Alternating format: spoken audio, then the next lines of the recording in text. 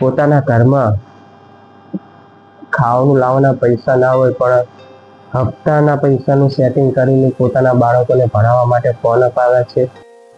Hello મિત્રો, VK Hindustani ચેનલમાં આપ સૌનું સ્વાગત છે.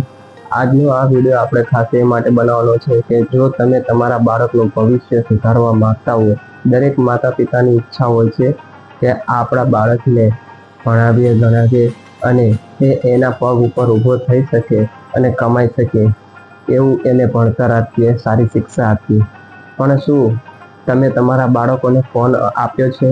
જો ફોન આપ્યો હોય તો એનાથી પ્રોબ્લેમ નથી, પણ ફોનની અંદર જે સિસ્ટમ ચાલે છે, ઇન્સ્ટાગ્રામ, ફેસબુક, સોશિયલ મીડિયા જે છે એનાથી પ્રોબ્લેમ છે. અને સોશિયલ મીડિયા એ એક સારું એવું પ્લેટફોર્મ છે, પરંતુ સોશિયલ મીડિયામાં ઘણા લોકો એવા હોય છે કે જે ફક્ત પૈસા કમાવા માટે તે સોશિયલ મીડિયાનો ઉપયોગ કરે છે અને એવા વિડીયો બનાવે છે જેનાથી તમારા બાળકો પર ખરાબ અસર થાય છે અને તમારા બાળકો ભણવાનું સાઈડમાં રાખીને પોતાના ફોનમાં તે રચ્યા અને પચ્યા રહ્યા છે. તો તમારા બાળકોને ફોન આપો, પરંતુ તેમનો ફોન ડેલી નિયમિત ચેક કરો. કારણ કે હું તમને હવે જે બતાવી રહ્યો છું એ વિડીયો જોઉં, જે વિડીયોની અંદર મા અને પુત્ર બંને એક સાથે કેવો ડાન્સ કરી રહ્યા છે.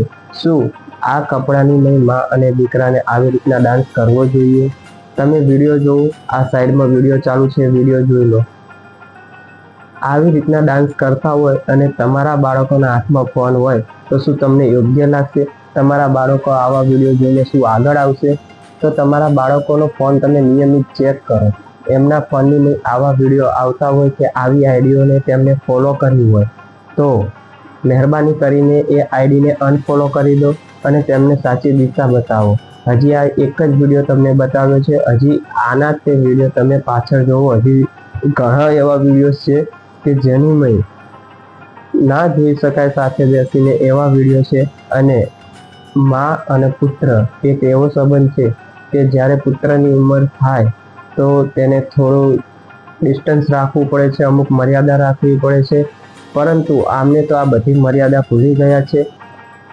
અને તમે વિડીયોમાં જોઈ શકો છો કે આ વિડીયો કદાચ આપણા કોઈ બેન દીકરીના ફોનમાં આવ્યો હોય તો એ તરત કાઢી નાખશે, પણ તમારે જ વિચારવાનું છે કે જો આ વિડીયો તમારા પુત્રના ફોનમાં આવ્યો તો શું પરિણામ આવી શકે છે.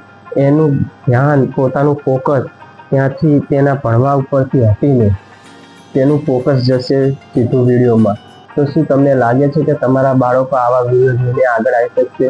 આ વિડીયો બનાવવાનો હેતુ એ છે કે તમારા બાળકો આવી બધી આઈડીઓથી દૂર રહે અને માનસિક રીતે સ્વસ્થ રહે.